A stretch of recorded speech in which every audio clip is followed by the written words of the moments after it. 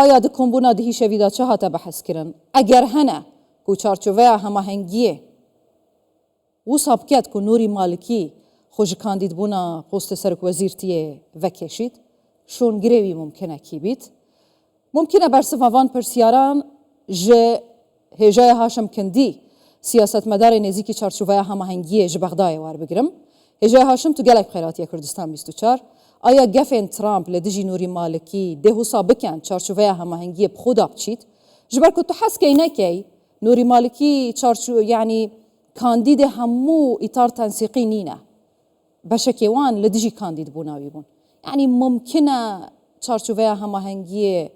قرار بداتن نوری مالکی خوشوی کاندید بونه و کشید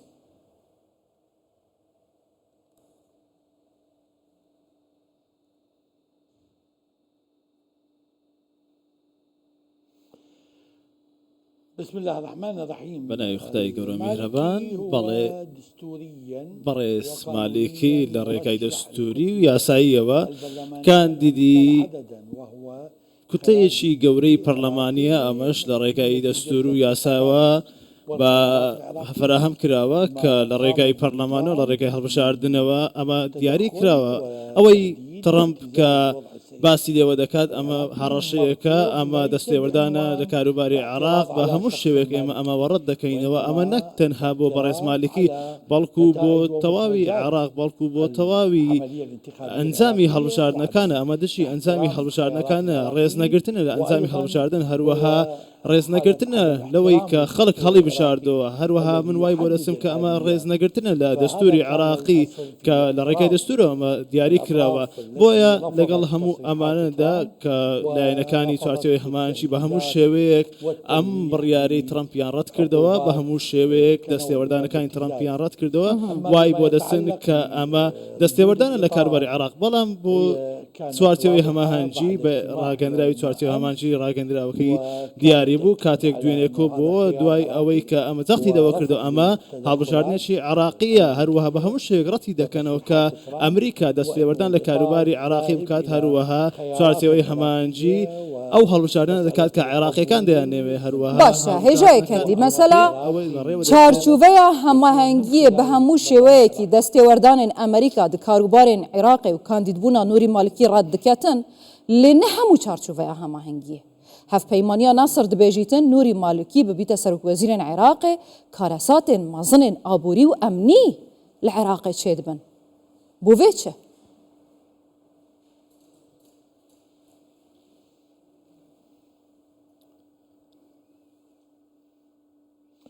أولا كتلة سەرەتا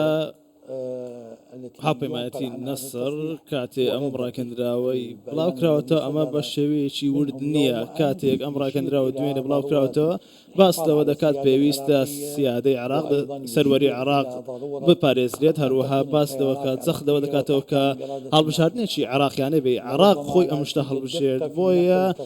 بە وردی باس لەوە نەکراوە کە ئێوە باسی لێوە دەکەن ئێمە باسی ئەوەی لێوە دەکەین کە هەڵبژاردنێکی دەستوریە ئەمە لە ڕێگای دەستورەوە فەرام کراوە دەستور چی دەڵێت دەستور دەڵێت سەرۆکوەزیرانی عراق دەتوانێت ئەو کوتلەیە کە زۆرتری دەنج بەدەستێنەوە ئەو دیاری بکات ئەمەش چوارچێوەی هەماهەنگیە ئەمە لە نێو چوارچێوەی هەماهەنگیدا بە شێوەیەکی باش ڕێکەوتن لەسەر کراوە بەڵێ دەکرێت قسە و باس لە گۆڕی هەبن بەڵام بە شێوەیەکی گشتی زۆرینەی چوارچێوەی هەماهەنگی لەگەڵ ئەوەدان کە ئەو بەڕێسی دیاری کراوە بەردەوام بێت بۆیە لەگەڵ هەموو ئەمانەدا چاوەڕێ دەکرێت کە تەواوی لایەنەکانی چوارچێوەی هەماهەنگی ئەمبێژن بەردەوام ئەمبێژن نوری مالکی بەردەوام بوو کاندیدێ ئیتار تەنسیقیما و بۆ سەرۆکوەزیرên عێراقê کێم نینە دۆناڵد ترامپ گەفا بکات کێم نینە ئەمریکا هەفکاریên خوێن دارایی لەسەر عێراقê ببڕیت ئەگەر هاتو ئەمبێژن هێرشێک jî ئەنجام نەدا لێ ساڵانە ئەمریکا زێدەتری 300 ملیۆن دینارە بە ئەوەیەن ڕاستەوخۆ نەڕاستەوخۆ ددەتە حکوومەتە عێراقê یعنی 300 ملیۆن دلار زێدەتر ساڵانە کێم نینە بۆ عێراقê کەواتە عێراق دێشێتن خولبەروان هەموو فشارên ئابووریên قوتکردنا دراوی یان jî ئابووری پاڵپشتیên داراییên ئەمریکا بخۆ خولبەر بگریت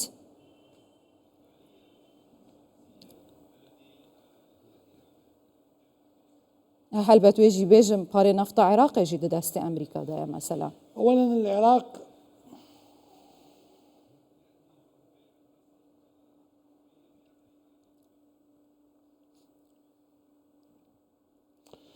أولا دعني أقول لە سەرەتادا با باس لەوە بکەم ئەوەی کە باسی لێوە دەکرێت هەروەها ئەوەی ئەو قسە و باسانی کە هەیە ئەمە زۆرە گێچەڵکاریەکە ئەمە ئەمریکا بە هیچ زۆرێک بۆی نییە کە دەست تێوەردان لە کاروباری ناوخۆی عراقیەوە بکات ئەم پارەی نەوتی عراقا عراق بە هیچ زۆرێک بۆی نییە کە گێچەڵکاری بکات هەروە هەڕەشە بکات یاخود نەوتی عراق بفرۆشێت و پارەکەی وەربگرێت ئەمە نەوتی عراقە هەروەها ئەو قسانی ترم کە باس لە یارمەتیدانی عراق دەکات کاتێک دەڵێ دەوەستم لە یارمەتیدانی عراق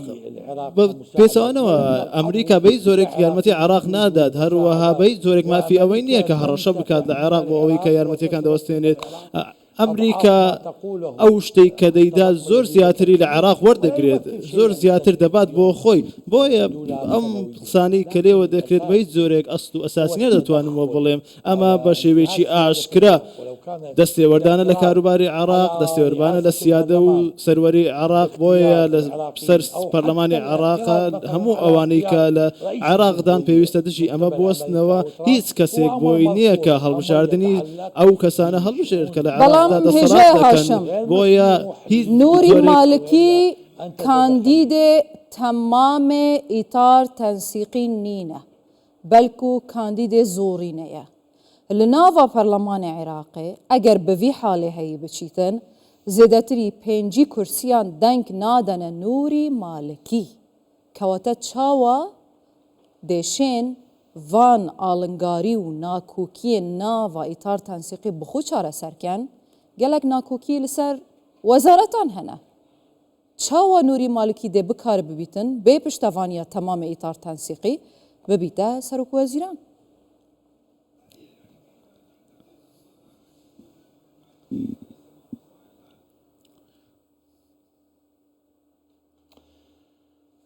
في حال تكليف السيد المالكي لە کاتێک کە بەڕێز مالکی دیاری کرا بۆ پۆستی سەرۆک وەزیران کە ئەمە پرسێکی دیموکراسی و زۆر یاساییە ئەمە بە شێوەیەکی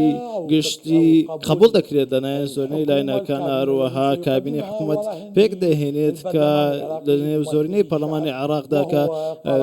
دەنجی لەسەر هەروەها هەر بڕیارێکە بە هەر زۆرێک بێت لە پەرلەماندا هەرچ بێت قبول دەکرێت بەبێ ئەوەی کە گێچەڵکاری ئەمریکا قبول بکرێت ئەمە بنەما سەرچێکە ئەمێ بێ ئەوەی دەستێوەردانی ئەمریکا قبول بکرێت پێویستە لە پەرلەماندا ئەمە هەڵبژێت ئەنجامەکەی بە هەر زۆرێک بێت بۆیە ئەمە دەستێوەردانە لە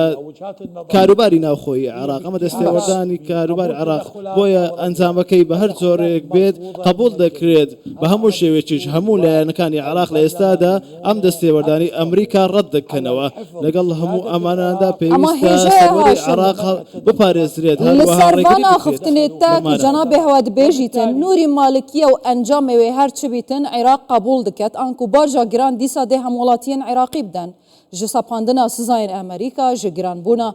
bihayê dolar li ser dînar mumkine têkçûna rewşa emniya zêdetir ev hemî bilaekî li hindek amaje hene û hindek dengû hene dibêjin ew geştiyên şer û firokên Amerîka hinartîne bingûhê Iraqê û Îranê mumkine bû şerekî nebin û hêriş û lêdanekî nebin li dijî Îranê belkû li dijî Iraqê hûn çi dibêjin